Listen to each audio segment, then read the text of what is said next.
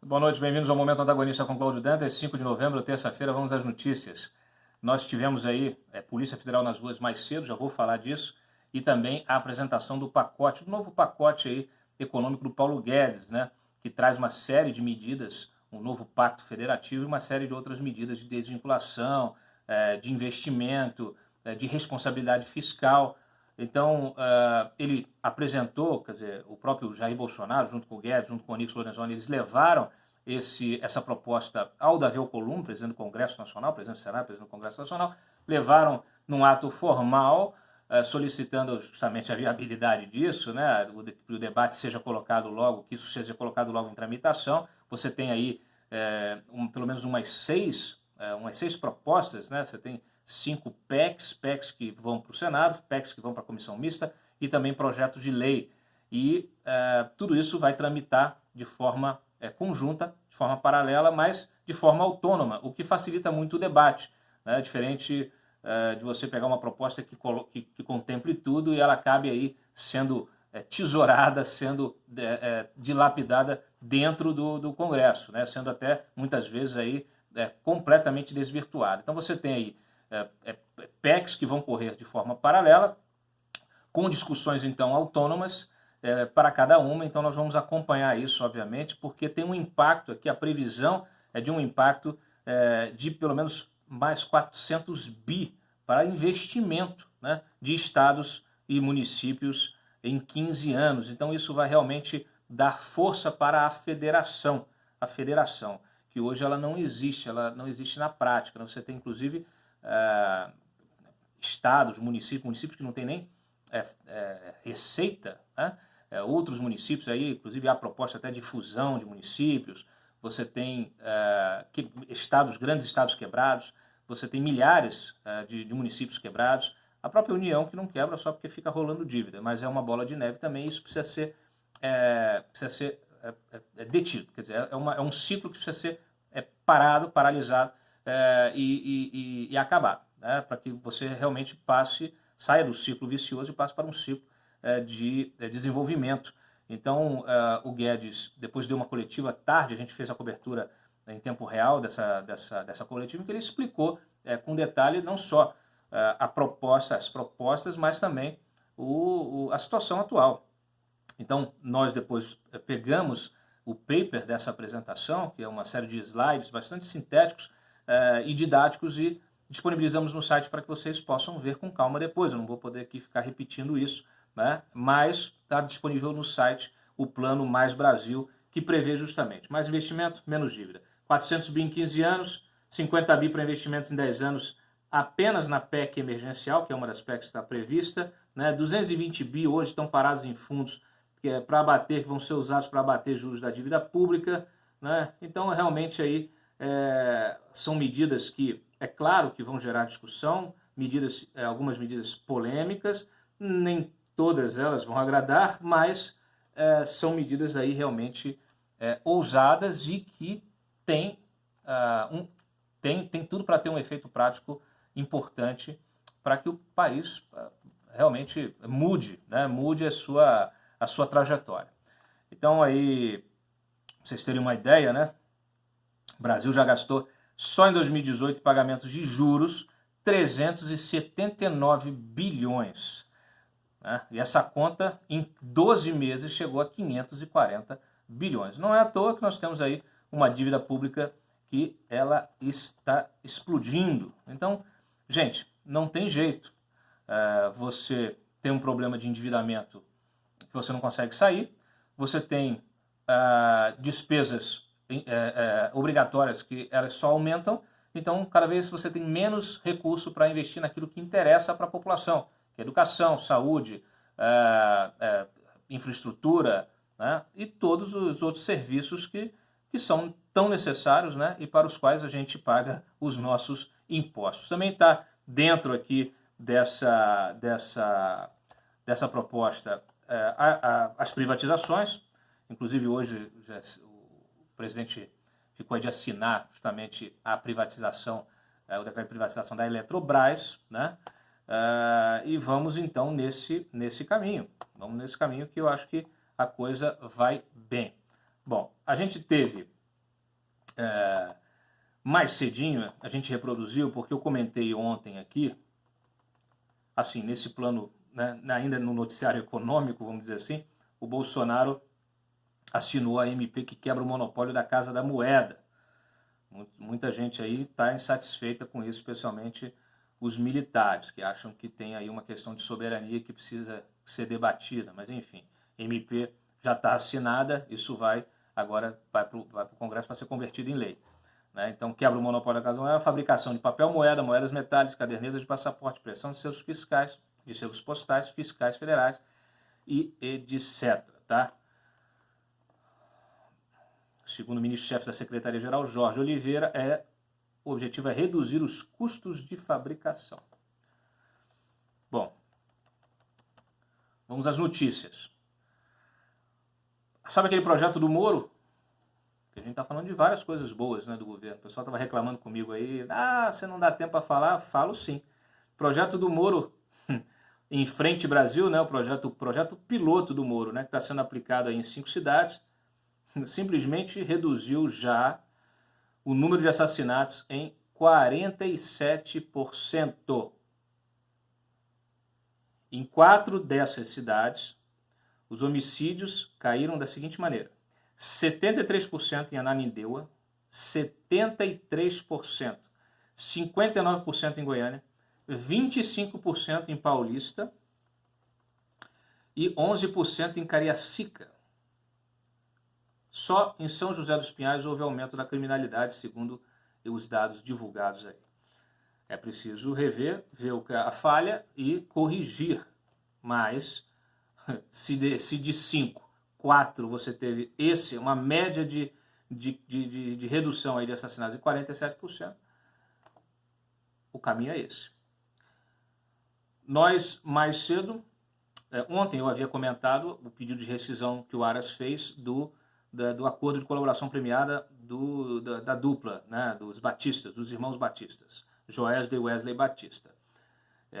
O Aras pediu a rescisão, então hoje, desde ontem eu estava atrás do documento, né, consegui pegar esse documento hoje cedo, e a gente disponibilizou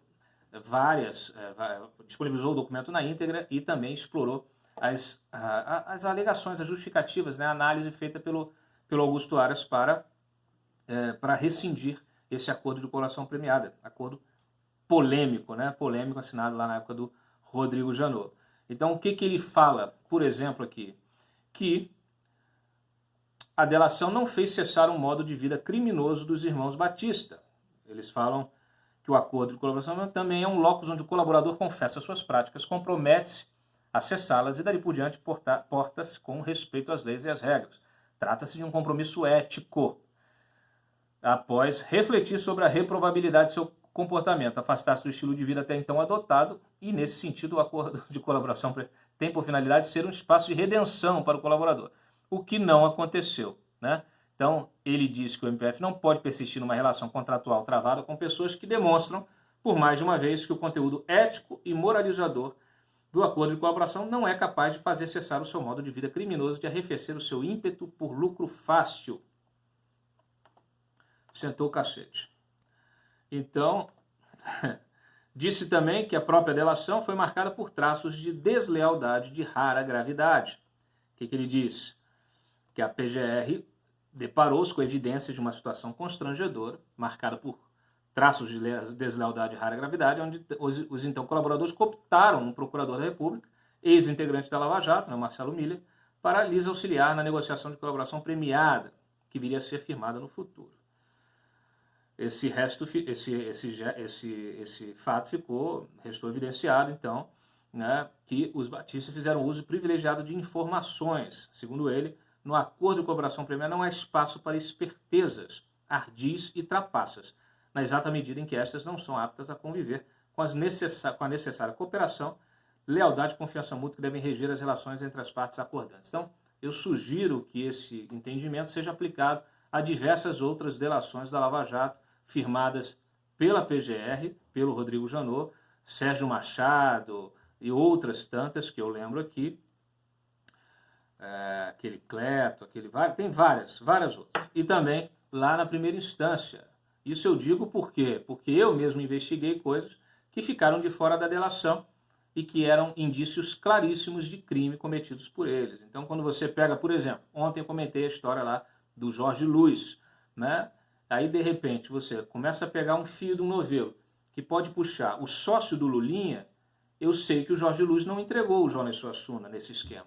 Então, o Jorge Luiz precisa ser submetido a um recall da sua delação premiada. Alô, Lava Jato. Ok? Vamos em frente. Tivemos hoje aí uma iniciativa, né?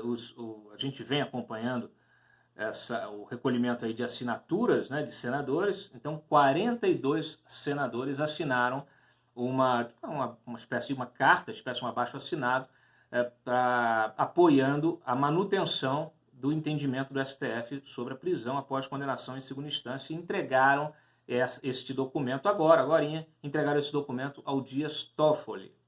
Então é muito importante, é muito simbólico. Espero que o presidente do STF considere de fato a manifestação do Senado, né, de 42 senadores. Então é uma manifestação importante do Senado e que, aliás, né, é o Congresso Nacional que tem de mexer nessa lei, né, nesse entendimento. Então, a gente tem visto essa discussão ser retomada com força, ela é importante e não deve haver melindre por parte do Congresso Nacional caso o STF mude o seu entendimento da Constituição. Então, não deve haver melindre do Congresso Nacional. A Câmara e o Senado devem aprofundar, sim, esse debate, rediscutir e, se decidir pela maioria, voltar com o entendimento anterior, né? Modificando o texto constitucional para que fique de forma mais precisa. Afinal de contas, ao judiciário cabe interpretar a lei e não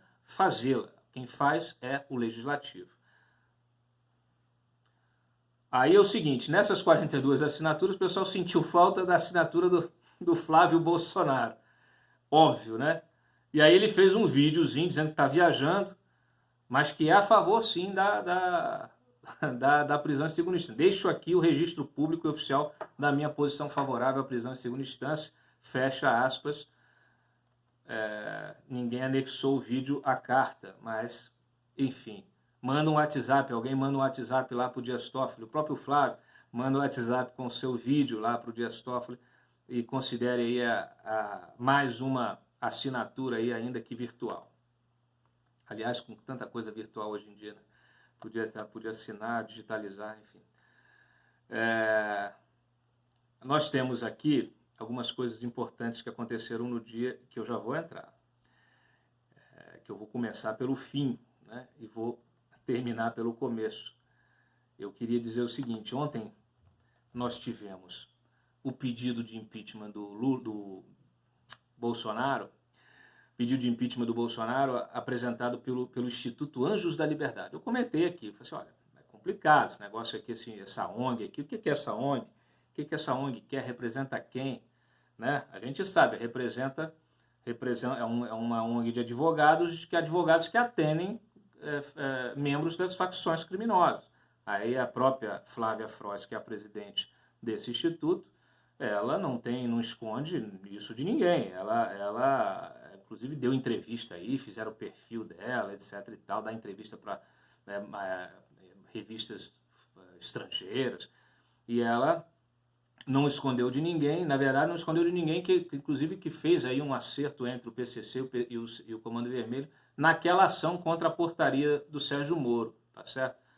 Aí, só que ela diz que ela não recebe dinheiro de ninguém, só que a Polícia Civil de São Paulo está investigando, como eu mencionei, possível pagamento, sim, pelo PCC da ONG, da Anjos da Liberdade, e também de um advogado do próprio PT, um advogado que atua para o PT, atua no impeachment, enfim, ligado aí à turma do PT. Mas isso está em investigação. Então, o que eu estou voltando no assunto? Eu estou voltando no assunto porque a Flávia Frois, que é uma advogada bastante atuante politicamente, ela está sempre aqui em Brasília. E ela usa as redes sociais, inclusive a página do seu instituto, para divulgar as suas gestões em Brasília, né? Então tem de tudo lá. Tem debate na Câmara, tem manifestação aqui na frente do Congresso, com familiares, né, de presidiários, tem reuniões com autoridades, tem reunião lá, tirou foto lá com Dias Toffoli, né?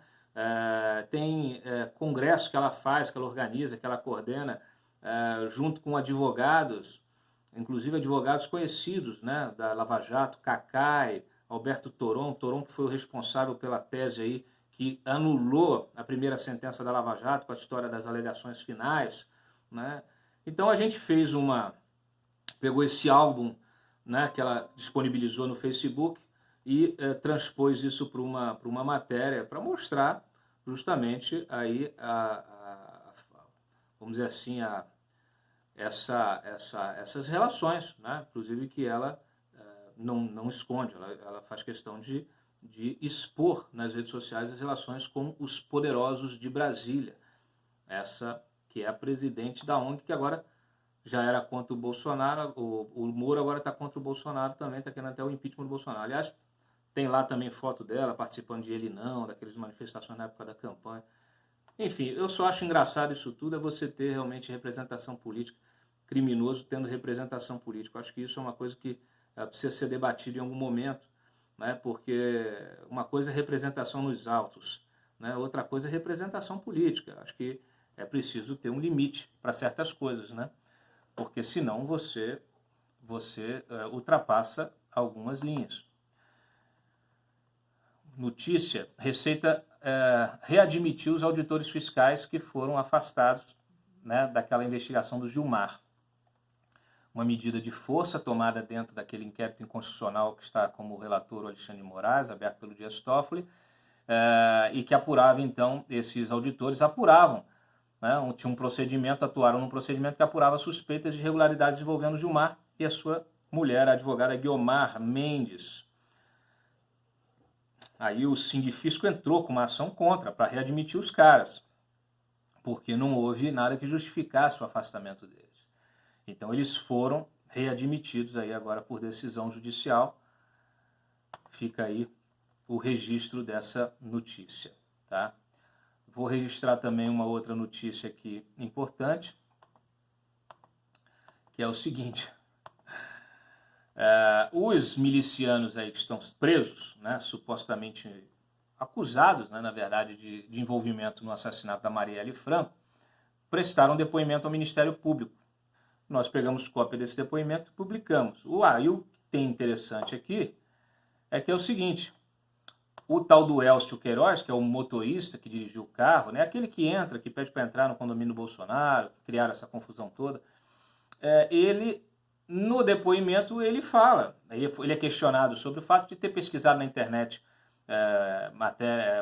coisas aí nas páginas do Marcelo Freixo, do João Willis, né, e aí a suspeita de que ele estava fazendo isso justamente planejando o assassinato da Marielle, e ele disse que não. Ele falou: não, eu sempre faço isso porque eu já fiz campanha, eu gosto da esquerda, eu compactuo, eu tenho eu penso igual o PSOL, por exemplo, na questão da reforma da Previdência. Então ele diz, no meio dessa conversa, ele diz o seguinte: que eu inclusive fui funcionário do PT. Eu trabalhei na prefeitura de Nova Iguaçu quando o prefeito era o Lindbergh Farias. O Elcio Queiroz, ex-PM, miliciano, preso aí supostamente pelo assassinato da Marielle Franco, ele era funcionário do Lindbergh Farias, prefeito do PT lá em Nova Iguaçu. E ele diz, inclusive, que, olha, fui assessor do PT em Nova Iguaçu, quando o prefeito era Lindbergh, foi o melhor patrão que tive, sempre pagava muito bem seus funcionários. Não tenho nada a falar da esquerda, não tenho antipatia nenhuma por governo de esquerda. Eu concordo muitas vezes com ele, com o Freixo, inclusive com o PSOL também. Por exemplo, a reforma brasileira. Sou contra a reforma, como o PSOL também é. Gente, nem miliciano. O Brasil é uma graça. Aqui é aquele negócio o viciado cheira, a prostituta se apaixona, o miliciano é de esquerda. Então, assim, o que eu posso fazer? E para, assim, no embalo aí dessa notícia, o Lindbergh teve os direitos políticos suspensos pela segunda vara civil de Nova Iguaçu. Hoje, coincidentemente, tá aí, teve os seus direitos políticos suspensos por 5 anos por improbidade administrativa quando era prefeito lá de Nova Iguaçu entre 2005 e 2010. Fantástico. Cabe recurso, mas, enfim.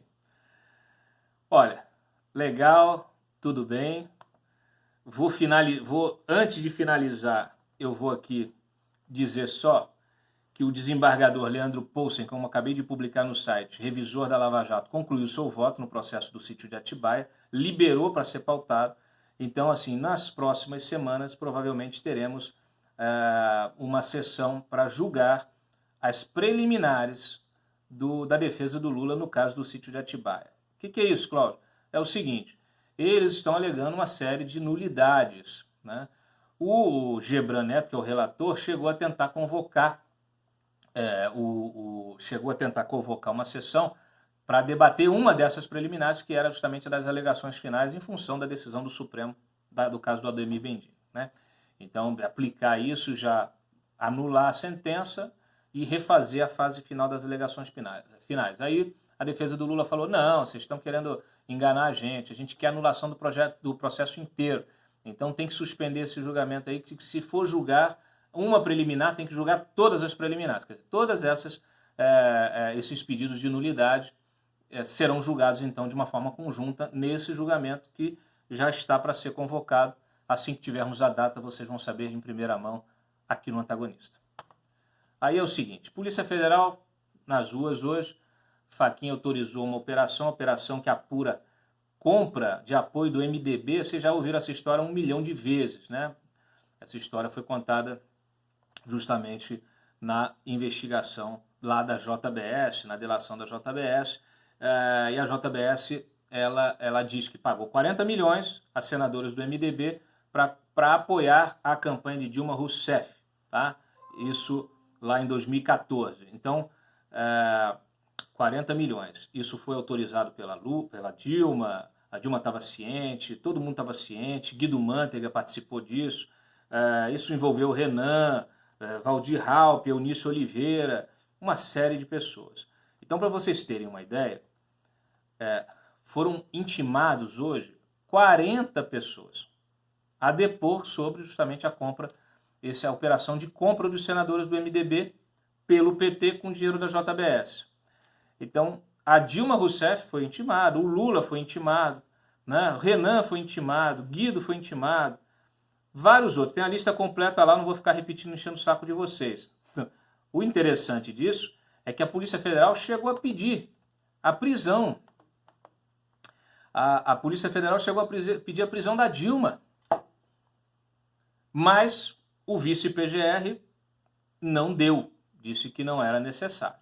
E aí o Fachin, o pessoal já estava matando o Fachin, o pessoal aí batendo já no Fachin, porque o Fachin negou a prisão. Mas quando o Ministério Público se manifesta contra, dificilmente o ministro, a menos que ele tenha realmente muita convicção.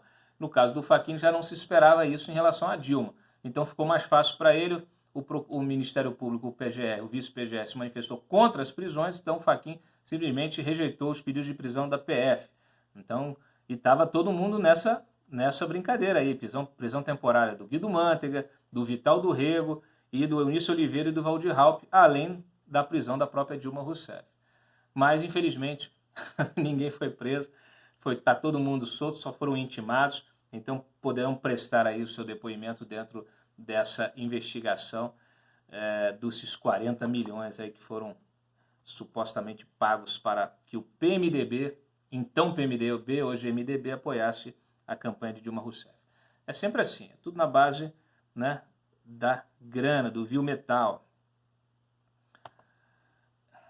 Todas as decisões estão disponíveis no site para vocês verem, ou lá no meu Twitter, @ClaudioEdantas. Lá no Twitter você me acompanha o dia inteiro. E é isso, galera.